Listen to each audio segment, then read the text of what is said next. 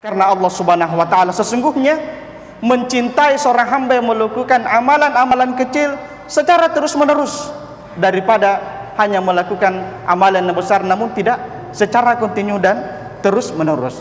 Hadirin sidang jamaah yang insyaallah dimuliakan dan dirahmati Allah Subhanahu wa taala. Lantas amalan-amalan apa sajakah yang menurut kita itu sepele namun pahalanya besar?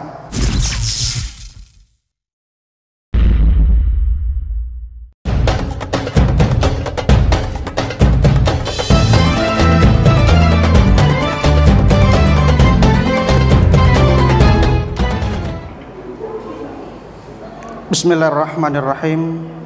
Assalamualaikum warahmatullahi wabarakatuh. Innal hamdalillah nahmaduhu wa nasta'inuhu wa nastaghfir wa na'udzu billahi min shururi anfusina wa min sayyiati a'malina. May yahdihillahu fala mudhillalah wa may yudlil fala hadiyalah. Asyhadu an la ilaha illallah wahdahu la syarika lah wa asyhadu anna Muhammadan abduhu wa rasul. Wa qala Allah ta'ala ya ayyuhalladzina amanu ittaqullaha haqqa tuqatih wa la tamutunna illa wa antum muslimun. Hadirin sidang jamaah ta'lim yang insyaallah dimuliakan dan dirahmati oleh Allah Subhanahu wa taala. Marilah kita untuk tidak henti-hentinya senantiasa memuji dan bersyukur kehadirat Allah Subhanahu wa taala atas segala nikmat dan karunia yang telah Allah Subhanahu wa taala limpahkan kepada kita semua. Sehingga jamaah sekalian, alhamdulillah pada malam yang berbahagia ini kita kembali dengan izin Allah Subhanahu wa taala kita baru saja telah menyelesaikan kewajiban kita kepada Allah Subhanahu wa taala, yakni menjalankan perintahnya dengan melakukan kewajiban kita salat maghrib secara berjamaah. Mudah-mudahan dengannya Allah Subhanahu wa taala senantiasa menerima amalan-amalan ibadah yang kita lakukan. Dan alhamdulillah kembali kita di tempat yang penuh mubarakah ini kita dipertemukan, dikumpulkan. Mudah-mudahan dengannya Allah Subhanahu wa taala dengan apa yang kita lakukan hari ini, yakni talabul ilm, menuntut ilmu. Mudah-mudahan Allah Subhanahu wa taala senantiasa memberikan sakinah kepada kita semua, memberikan ketenangan kepada kita semua jamaah sekalian. Mudah-mudahan dengan menuntutnya ilmu kita bisa mempergunakannya dalam kehidupan kita sehari-hari agar kita bisa selamat di dunia dan selamat di akhirat. Salam dan juga salawat mari kita sampaikan kepada Nabi kita Nabiullah Muhammad sallallahu alaihi wasallam, kepada keluarganya, sahabat-sahabatnya dan orang-orang yang senantiasa istiqamah di jalannya hingga hari kiamat. Hadirin sidang jamaah yang mulia yang insyaallah dirahmati Allah Subhanahu wa taala. Kembali kami mengingatkan jamaah sekalian bahwa tidak lama lagi kita akan memasuki bulan yang mulia, bulan suci Ramadan, bulan yang dinanti-nantikan oleh kita semua sebagai orang yang beriman, yang mana kita selaku yang beriman kepada Allah Subhanahu wa taala menantikan bulan ini. Dan kita hanya bisa berharap mudah-mudahan Allah Subhanahu wa taala menyampaikan kita ke dalam bulan tersebut. Mudah-mudahan Allah Subhanahu wa taala memberikan keberkahan dengan umur-umur kita dan kita bisa mengisi waktu-waktu yang Allah Subhanahu wa taala berikan kepada kita untuk beribadah di hadapan Allah Subhanahu wa taala dan memaksimalkan dengan amalan-amalan di hadapan Allah Subhanahu wa taala, baik itu berupa amalan-amalan yang besar maupun amalan-amalan yang kecil yang akan kita lakukan. Dan sesungguhnya jamaah sekalian yang dirahmati Allah Subhanahu wa taala, disinilah tempatnya. Di bulan Ramadan Allah Subhanahu wa taala akan melipat gandakan amalan-amalan yang kita lakukan, baik itu amalan kecil maupun amalan-amalan besar yang kita lakukan di hadapan Allah Subhanahu wa taala. Hadirin sidang jamaah yang insyaallah dimuliakan dan dirahmati Allah Subhanahu wa taala. Pada kesempatan yang mulia ini kami akan menyampaikan terkait banyaknya amalan-amalan yang menurut kita bahkan secara umum dianggap amalan tersebut adalah amalan yang kecil, amalan-amalan yang sepele jamaah sekalian. Namun bagi Allah Subhanahu wa taala akan memberikan ganjaran yang begitu besar terhadap amalan yang menurut kita sepele, menurut kita kecil jamaah sekalian. Jadi amalan yang kecil dengan ganjaran pahala yang begitu besar. Sesungguhnya di antara besarnya keutamaan Allah Subhanahu wa taala, Dia akan melipat gandakan segala pahala. Allah Subhanahu wa taala menerima taubat hambanya, mencintai ahli taubat, mencintai doa orang-orang yang senantiasa bermunajat kepadanya, dan senantiasa memaafkan orang-orang yang berbuat dosa jika jujur taubatnya di hadapan Allah Subhanahu wa taala. Dan di antara jamaah sekalian, bentuk kemuliaannya adalah senantiasa memberikan pahala-pahala yang begitu besar dari amalan-amalan, meskipun amalan itu kecil menurut kita. Dan dengannya jamaah sekalian, hal ini tidak lain merupakan bentuk kecintaannya Allah kepada kita, orang-orang yang senantiasa beriman, yang senantiasa beribadah melakukan amalan-amalan tersebut, yang senantiasa berlomba-lomba melakukan amalan-amalan tersebut. Dan sungguh jamaah sekalian, beruntunglah orang-orang yang menjaga amalan yang Allah Subhanahu wa taala janjikan pahala yang besar. Dan sebaliknya justru rugilah bagi mereka yang menyia-nyiakan amalan-amalan tersebut. Oleh karena itu jamaah sekalian, kita tahu bahwa manusia yang paling bersemangat mengerjakan amalan-amalan meskipun sekecil itu adalah merekalah para sahabat radhiyallahu an. Mereka juga lah yang paling bersemangat senantiasa bertanya kepada Rasulullah Nabi kita Muhammad sallallahu alaihi wasallam tentang amalan-amalan apa meskipun kecil jamaah sekalian yang bisa mengantarkan dia memasuki surga Allah Subhanahu wa taala. Sebagai contoh misalnya, sebagaimana diriwayatkan oleh Imam Muslim, bahwasanya Abdullah bin Umar radhiyallahu an dahulunya biasanya setelah selesai ikut mensalati jenazah langsung pergi. Tatkala sampai kepadanya sabda Rasulullah sallallahu alaihi wasallam, barang siapa yang mengikuti jenazah sampai dikuburkan, maka baginya 2 qirat. Maka Ibnu Umar pun berkata, sungguh kita telah menyia-nyiakan qirat-qirat yang banyak. Berkata Al-Hafiz Ibnu Hajar mengomentari perkataan daripada Ibnu Umar radhiyallahu an,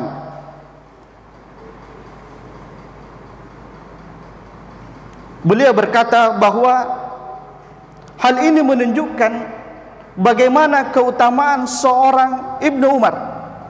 Mereka sedih atas terlewatnya amalan-amalan yang bisa mendatangkan pahala-pahala yang begitu besar jamaah sekalian. Jika demikian halnya Ibnu Umar yang mana beliau begitu semangat dan benar-benar berusaha mengikuti sunnah-sunnah yang disampaikan oleh Nabi kita Nabi Muhammad sallallahu alaihi wasallam. Pertanyaan bagi kita jamaah sekalian, bagaimana dengan diri kita yang mungkin telah sampai kepada kita perintah Rasulullah sallallahu alaihi wasallam tentang amalan-amalan yang menurut kita kecil, yang menurut kita sepele, namun di hadapan Allah Subhanahu wa taala akan diberikan ganjaran pahala yang begitu besar jamaah sekalian. Tentunya itu menjadi motivasi bagi kita, menjadi pertanyaan besar bagi kita jamaah sekalian, dan hanya kita berharap mudah-mudahan Allah Subhanahu wa taala senantiasa memberikan hidayah di dalam hati kita. Kita senantiasa diberikan keistiqamahan dalam melakukan amalan-amalan meskipun itu kecil, tetapi kita bisa melakukannya dengan secara kontinu, secara terus-menerus. Karena Allah Subhanahu wa taala sesungguhnya mencintai seorang hamba yang melakukan amalan-amalan kecil secara terus-menerus daripada hanya melakukan amalan yang besar namun tidak secara kontinu dan terus-menerus. Hadirin sidang jamaah yang insyaallah dimuliakan dan dirahmati Allah Subhanahu wa taala. Lantas amalan-amalan apa sajakah yang menurut kita itu sepele namun pahalanya besar? Di sini disebutkan yang pertama, mengikuti azan muadzin. Ya, ini yang pertama, mengikuti azan muadzin. Ya, dari Abdullah ibnu Umar radhiyallahu an, Rasulullah sallallahu alaihi wasallam bersabda, jika kalian mendengarkan muadzin, maka ucapkanlah seperti apa yang diucapkan, lalu bersalawatlah atasku. Sesungguhnya barang siapa berselawat atasnya 10 kali, sesungguhnya barang siapa berselawat atasku sekali, maka Allah Subhanahu wa taala akan berselawat atasnya 10 kali. Lalu mohonlah ampun bagiku wasilah, karena sesungguhnya dia adalah kedudukan di surga yang tidak diberikan kecuali bagi seorang hamba dari hambanya, dan saya berharap sayalah hamba tersebut. Barang siapa memintakan untukku wasilah, maka dia berhak atas syafaatku. Hadis riwayat Muslim. Kemudian dari Jabir radhiyallahu an berkata, Rasulullah sallallahu alaihi wasallam bersabda, barang siapa mengucapkan saat mendengar panggilan azan, Allahumma rabbi hazi da'wati tammah wassalatul qa'imah ati muhammadanil wasilata wal fadilah wa ba'su maqamam mahmudan lazi wa'adtahu, maka ia berhak mendapat syafaatku di hari kiamat. Jadi jamaah sekalian rahmat Allah Subhanahu wa taala, sangat jelas bagaimana Rasulullah sallallahu alaihi wasallam memerintahkan kepada kita ketika kita mendengarkan azan, maka kita juga mengikuti apa yang diucapkan oleh sang muadzin, dan bahkan kita anggap sepele hal tersebut. Bahkan ketika kita mendengarkan azan masih banyak saudara-saudara kita, dan bahkan kita pun dengan sibuknya juga bercerita. Iya, ketika azan berkumandang kita juga sibuk bercerita jamaah sekalian. Lantas mudah-mudahan dengan kita mendapatkan hak ilmunya tersebut, maka mulai mungkin sebentar ketika kita mendengarkan azan kita tenang, kita menjawab azan tersebut. Janganlah kita juga bercerita di belakang atau melakukan hal-hal yang sia-sia sehingga kita lupa mengikuti apa yang dikatakan oleh sang muadzin. Itu yang pertama jamaah sekalian. Kemudian yang kedua, membaca ayat kursi seusai tiap sholat, setelah sholat dan menjelang tidur. Ya, ini terkadang luput dari kita jamaah sekalian. Ya, padahal ayat kursi bagi kita sangatlah mudah kita hafalkan, dan bahkan hampir dari kita semua menghafalkan ayat tersebut. Adapun dalil membacanya seusai tiap salat adalah sabda Rasulullah sallallahu alaihi wasallam, barang siapa membaca ayat kursi setiap selesai salat, maka tidak ada penghalang antara dia dan surga kecuali kematian. Hadis riwayat Nasai dari Abu Umamah radhiyallahu an. Adapun tentang pembacaan sebelum tidur, Rasulullah sallallahu alaihi wasallam bersabda, maka senantiasa baginya perlindungan dari Allah, tidak akan mendekatinya syaitan sampai subuh jamaah sekalian. Jadi hadis riwayat Bukhari. Jadi inilah amalan yang hendak kita lakukan setelah kita melakukan sholat. Hendaknya kita membaca ayat kursi, dan sebelum kita tidur hendaknya kita membaca ayat kursi. Dan bahkan jamaah sekalian dirahmati Allah Subhanahu wa taala, hadis ini pun disampaikan oleh Abu Darda pada saat menjaga Baitul Mal. Ya, pada saat itu ketika ada seseorang yang hendak mencuri Baitul Mal, pada malam pertama kemudian orang itu ditangkap, dimaafkan. Kemudian pada malam kedua juga sempat ditangkap dan dimaafkan pula. Dan di hari ketiga jamaah sekalian ketika ditangkap, maka dia pun hendak mengajarkan sesuatu ilmu kepada Abu Darda. Dia mengatakan bahwa saya akan mengajarkan kepadamu sebuah ilmu, tapi lepaskan saya. Maka apa kata orang tersebut? Kalau kamu hendak tidur, makalah bacalah ayat kursi, maka syaitan tidak akan pernah mengganggumu. Maka jamaah sekalian, ketika Abu Darda menyampaikan hal ini kepada Nabi kita Nabiullah Muhammad sallallahu alaihi wasallam, maka apa kata beliau? Bahwa sesungguhnya yang mendatangimu pada saat itu adalah syaitan, dan barusan kali itu syaitan berkata jujur dan betul bahwa ketika kamu hendak tidur maka bacalah ayat kursi, maka syaitan tidak akan pernah mengganggumu. Jadi itulah momen ketika syaitan itu berkata jujur, cuma pada saat itu Kemudian jamaah sekalian, amalan-amalan selanjutnya yaitu membaca 2 ayat terakhir surah Al-Baqarah setiap malam. Jadi surah Al-Baqarah 2 ayat terakhir di setiap malam. Dari Abu Mas'ud Al-Ansari radhiyallahu an berkata, Rasulullah sallallahu alaihi wasallam bersabda, barang siapa membaca 2 ayat terakhir surah Al-Baqarah, maka keduanya telah mencukupinya. Hadis riwayat Bukhari dan Muslim. Kemudian sabda Rasulullah, kafatahu, keduanya mencukupi. Sebagian ahli ilmu mengatakan maksudnya adalah mencukupinya mendapatkan pahala qiyamul lail dengan Al-Quran penuh. Sebagian mengatakan menjaganya dari kejelekan dan hal-hal yang tidak disukai. Dikatakan juga bahwa maksudnya adalah mencukupinya dalam masalah keimanan, karena di dalamnya tergandung keimanan kepada Allah, malaikat, kitab-kitab dan Rasul, serta terkandung juga doa dan munajat kepada Allah dan kandungan yang lainnya. Berkata Al-Hafiz Ibnu Hajar, memungkinkan juga menggunakan seluruh makna yang disebutkan tadi. Ya, jadi jamaah sekalian dirahmati Allah Subhanahu wa taala, kita harus mengusahakan bahwa setiap malam kita harus membaca surah Al-Baqarah di 2 ayat terakhir. Amanar Rasul dan seterusnya. Ya, dan seterusnya. Kemudian amalan selanjutnya kata beliau adalah salawat atas Nabi sallallahu alaihi wasallam. Dari Anas bin Malik radhiyallahu an, Rasulullah sallallahu alaihi wasallam bersabda, barang siapa bersalawat atasku sekali, maka Allah bersalawat atasnya 10 kali. Hadis riwayat Muslim dari sahabat Abu Hurairah. Kemudian dalam riwayat Imam Ahmad dan Nasai ada tambahan dari Anas bin Malik secara marfu', dan dihapus baginya 10 kejelekan dan dinaikkan baginya 10 derajat. Dan dari Abu Darda radhiyallahu an berkata, Rasulullah sallallahu alaihi wasallam bersabda, barang siapa bersalawat atasku 10 kali di waktu pagi dan 10 kali di waktu sore, maka ia mendapatkan syafaatku di hari kiamat kelak. Hadis riwayat Tabrani. Betapa banyak kaum muslimin jamaah sekalian yang menyepelekan hal ini. Ya, mereka tidak memberi perhatian untuk senantiasa berselawat atas Nabi saat Nabi kita Nabiullah Muhammad sallallahu alaihi wasallam disebut. Padahal berselawat atas Nabi selain memiliki ganjaran yang sangat besar, orang yang menyepelekannya pun disifati dengan sifat yang kikir. Iya. Tidaklah disebut kikir seorang hamba ketika dia mendengarkan Nabi kita disebutkan dan dia tidak bersalawat atas Nabi sallallahu alaihi wasallam.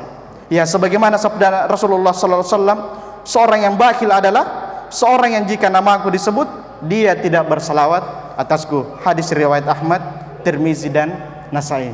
Jadi jamaah sekalian rahmat Allah Subhanahu wa taala, memang kalau kita melihat mendengarkan bahwa amalan ini cukup sepele, ya, cukup gampang untuk kita dikerjakan, tapi masih banyak di antara kita yang menyepelekan hal ini, padahal ya begitu besar faedah, begitu besar ganjaran dari Allah Subhanahu wa taala. Kemudian jamaah sekalian, amalan-amalan selanjutnya adalah puasa hari Arafah dan Asyura. Ya, puasa hari Arafah menghapus dosa setahun yang lampau dan yang akan datang. Rasulullah sallallahu alaihi wasallam bersabda, puasa hari Arafah maka saya berharap itu menghapus dosa setahun yang lampau dan setahun yang akan datang.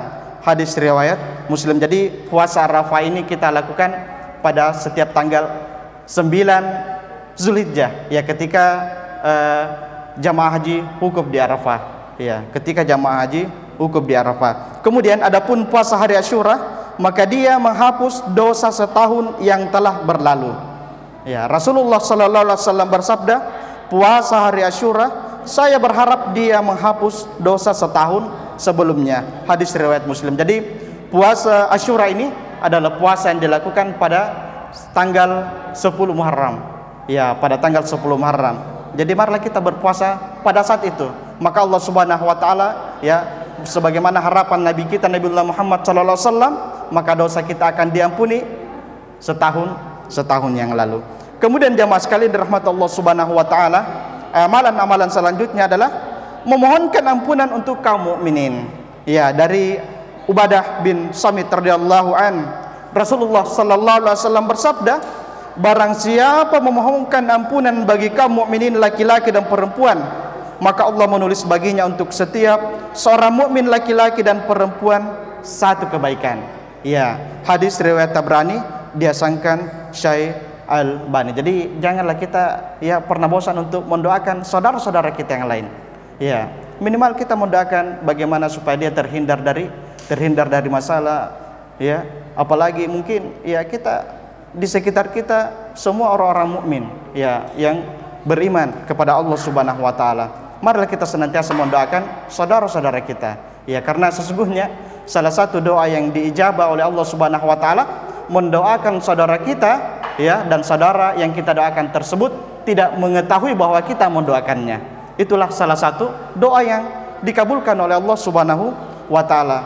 Ya. Kemudian jamaah sekalian, amalan selanjutnya adalah ucapan subhanallahu wa bihamdihi 100 kali. Ya, subhanallahu wa bihamdihi 100 kali. Ya, mungkin ya kita hanya duduk sebentar 1 menit, kita bisa membacanya sampai 100 kali jamaah sekalian. Ya.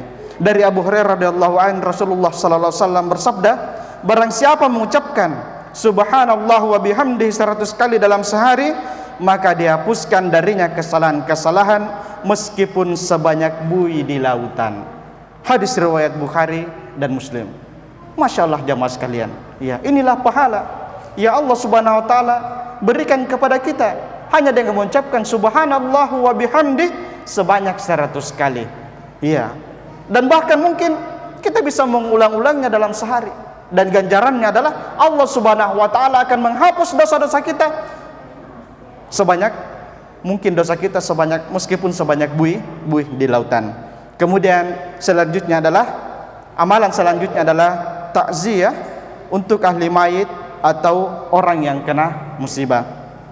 Dari Amr bin Hasan radhiyallahu an, Rasulullah sallallahu alaihi wasallam bersabda, tidaklah seorang muslim mentaksiai saudaranya karena suatu musibah kecuali Allah akan memakaikannya pakaian kehormatan di hari kiamat. Hadis riwayat Ibnu Majah, disahihkan oleh Al-Albani. Iya, jadinya mas sekalian, ya ketika ada saudara kita yang terkena musibah apa saja, ya marilah kita mentakziah dengan cara menghibur mereka, senantiasa ya memberikan pesan-pesan yang dengannya bisa meningkatkan motivasinya untuk bisa melanjutkan kehidupan jamaah sekalian. Ya karena banyak ya saudara-saudara kita yang ya mungkin mendapatkan cobaan dan ujian karena kita tidak merasa diberikan perhatian, ya, dan bahkan ada saudara-saudara kita yang mengakhiri kehidupannya karena seperti itu, seolah-olah mereka ya tidak diperhatikan oleh saudara-saudaranya yang lain. Kemudian jamaah sekalian yang dirahmati Allah Subhanahu wa taala, amalan selanjutnya itu menyalami sesama muslim. Dari sahabat Uzaifah radhiyallahu an, Rasulullah sallallahu alaihi wasallam, sesungguhnya seorang mukmin jika bertemu mukmin yang lain mengucapkan salam, kemudian mengucapkan salam lalu menyalaminya, maka berguguranlah dosa keduanya sebagaimana bergugurannya daun dari pohon. Diriwayatkan oleh Tabrani dalam Ausat dan dia memiliki disahihkan oleh Syekh Al-Albani. Jadi dia di amalan selanjutnya ini adalah bagaimana ketika kita bertemu dengan saudara kita, ya kita menyalami sambil mengucapkan salam, ya berjabat tangan sambil mengucapkan salam. Dan alhamdulillah kita mungkin sekarang ya sudah dibebaskan untuk bisa berjabat tangan, ya corona sudah tidak ada. Ya marilah kita berjabat tangan. Ya, karena pahalanya bagaimana jamaah sekalian? Ketika kita ya berjabat tangan, maka Allah Subhanahu wa taala akan menggugurkan dosa-dosa kita sebagaimana ya berjatuhannya daun di pepohonan. Ya, sampai kita melepaskan tangan saudara kita. Ya, jadi semakin lama kita berjabat tangan, semakin banyak juga dosa yang Allah Subhanahu wa taala hilangkan daripada kita. Jadi janganlah kita artinya bermalas-malasan untuk karena jadi jangan jabat tangan karena serinjak ketemu. Ya, tapi bagi kita mudah-mudahan dengan ya mengetahui faedah, mengetahui manfaat daripada berjabat tangan dan memberi salam, insyaallah Allah Subhanahu wa taala akan menggugurkan dosa-dosa kita. Kemudian selanjutnya jamaah sekalian rahmat Allah Subhanahu wa taala adalah menjenguk orang sakit. Dari Sahabat radhiyallahu an, Rasulullah sallallahu alaihi wasallam bersabda, barang siapa menjenguk orang yang sakit, maka dia senantiasa berada di khurfatil jannah sampai ia kembali. Rasulullah ditanya, apa itu kurfatil jannah? Maka beliau menjawab, kebunnya yang buahnya siap dipetik. Kebunnya yang buahnya siap dipetik. Hadis riwayat Muslim. Kemudian dari Ali bin Abi Thalib radhiyallahu an, Rasulullah sallallahu alaihi wasallam bersabda, tidaklah seorang muslim menjenguk muslim yang lain di waktu pagi kecuali 70.000 malaikat berselawat atasnya sampai sore. Dan jika menjenguk di waktu sore, maka 70.000 malaikat bersalat padanya sampai pagi hari, dan baginya kurfatil jannah. Hadis riwayat Tirmizi. Ya, jadi inilah salah satu faedah bagaimana kita ketika kita menjenguk saudara kita yang sakit. Kalau di pagi hari kita menjenguk, maka 70.000 malaikat akan bersalawat kepada kita sampai sore hari. Kemudian kalau misalnya kita menjenguk di sore hari, maka malaikat sebanyak 70.000 akan bersalawat kepada kita, dan kita akan mendapatkan yang namanya kurfatul jannah, artinya kebun-kebun yang sudah siap untuk dipetik. Mudah-mudahan jamaah sekalian dengan motivasi ini, ya janganlah kita bosan untuk menjenguk saudara-saudara kita yang ketika ada yang sakit, marilah kita menjenguknya. Ya, mudah-mudahan kita diberikan kemudahan oleh Allah Subhanahu wa taala untuk melakukan hal-hal amalan-amalan ini. Kemudian jamaah sekalian rahmat Allah Subhanahu wa taala, amalan selanjutnya itu berjalan memenuhi keperluan saudara muslim. Ya, jadi janganlah ragu-ragu memenuhi kebutuhan saudara sesama muslim sedangkan kita mampu untuk itu. Sesungguhnya di dalamnya ada pahala yang sangat agung. Sebagaimana ditekankan dalam sabda Rasulullah sallallahu alaihi wasallam, bahwasanya saya berjalan bersama saudaraku untuk memenuhi suatu keperluan lebih saya cintai daripada beriktikaf di masjid ini, Masjid Nabawi maksudnya, selama sebulan. Hadis riwayat Tabrani dari Abdullah ibnu Umar radhiyallahu an. Ya, jadi jamaah sekalian rahmatullah subhanahu wa taala, jadi amalan ini ya tentunya sangat besar juga pahalanya. Ya, kita hanya mungkin ada saudara kita yang membutuhkan pertolongan agar urusannya selesai dan kita bisa membantunya, maka bagi kita adalah pahala sebagaimana kita beriktikaf di Masjid Nabawi selama sebulan jamaah sekalian. Jadi ya dengan motivasi itu mungkin pahala, ya jangan kita bosan ketika ada saudara kita bilang, "Ces, butuh bantuan dulu ya." Mungkin kita bisa membantu saya untuk menguruskan saya punya urusan. Ya, misalnya kita punya petinggi mungkin, atau yang kerja misalnya di kantor instansi dan sebagainya. Ketika kita meminta dan bisa memuluskan urusannya, ya insyaallah Allah Subhanahu wa taala akan mengganjar kita pahala dengan yang seperti ini. Kemudian jamaah sekalian rahmat Allah Subhanahu wa taala, amalan selanjutnya, dan ini mungkin banyak kita lalaikan. Ya, yang pertama adalah yaitu mandi Jumat. Ya, mandi ketika hendak salat Jumat. Berangkat awal, berjalan saat ke masjid, dan diam saat khutbah. Ini banyak sekali kaum muslimin yang senantiasa melalaikan amalan-amalan tersebut. Ya, dari Aus bin Aus radhiyallahu an, Rasulullah bersabda, barang siapa mandi di hari Jumat dan bersungguh-sungguh padanya, lalu berpagi-pagi dan bersungguh-sungguh padanya, dan jalan kali bukan berkendaraan, lalu mendekat imam dan mendengarkan serta diam dan tidak berbicara sia-sia, baginya setiap langkah antara rumah dan masjid diberi pahala amalan setahun, pahala puasa dan salatnya. Hadis riwayat Ahmad, Ashabu Sunnah, Ibnu Hibban, Hakim, dan disahihkan oleh Al-Albani. Jadi jamaah sekalian rahmatullah subhanahu wa taala, sungguh besar amalan yang mungkin selama ini kita anggap sepele. Ya, bahkan khatib sudah naik di mimbar baru kita datang. Ya. Atau bahkan kita anggap sepele tersebut. Khatib berbicara, berkhutbah, kita juga berbicara yang sia-sia jamaah sekalian, sehingga kita tidak mendapatkan amalan-amalan di hari Jumat. Kemudian amalan selanjutnya adalah membaca surah Al-Kahfi di hari Jumat. Dari Abu Sa'id Al-Khudri radhiyallahu an, Rasulullah sallallahu alaihi wasallam bersabda, barang siapa membaca surah Al-Kahfi di hari Jumat, maka dipancarkan baginya cahaya di antara dua Jumat. Hadis riwayat Hakim dan Baihaqi. Dan dalam riwayat yang lain disebutkan dari Abu Sa'id Al-Khudri, Rasulullah sallallahu alaihi wasallam bersabda, barang siapa membaca surah Al-Kahfi di hari Jumat, maka dipancarkan baginya cahaya antara dirinya dan Baitul Atiq. Jadi jamaah sekalian dirahmati Allah Subhanahu wa taala, jadi mungkin Inilah amalan-amalan ya yang menurut kita, menurut kaum muslimin secara umum ya, menganggapnya sepele, menganggap enteng amalan-amalan ini. Tetapi bagi Allah Subhanahu wa taala ini adalah sebuah amalan yang akan diganjarnya dengan pahala yang begitu besar, dengan pahala yang begitu besar. Dan itulah janji Allah Subhanahu wa taala yang diberikan kepada kaum muslimin, kepada umatnya yang senantiasa beriman, yang senantiasa beristiqamah, yang senantiasa bersemangat untuk melakukan amalan-amalan sekecil apapun. Jadi jamaah sekalian rahmat Allah Subhanahu wa taala, mudah-mudahan kita semua diberikan hidayah Allah Subhanahu wa taala untuk tidak luput dari amalan-amalan tersebut. Ya, untuk senantiasa melakukan amalan-amalan tersebut. Apalagi kita sudah tahu ya bagaimana ganjaran yang Allah Subhanahu wa taala berikan kepada kita ketika kita melakukan amalan-amalan tersebut. Jadi jemaah sekalian rahmat Allah Subhanahu wa taala, mudah-mudahan apa yang sempat kami sampaikan pada kesempatan yang berbahagia ini itu bermanfaat pada diri kami pribadi dan jamaah sekalian. Lebih dan kurangnya mohon dimaafkan. Hadanallahu wa iyyakum ajmain. Subhanakallahumma bihamdik, nasyhadu an la ilaha illa anta astaghfiruka wa atubu ilaik. Wassalamu alaikum warahmatullahi wabarakatuh.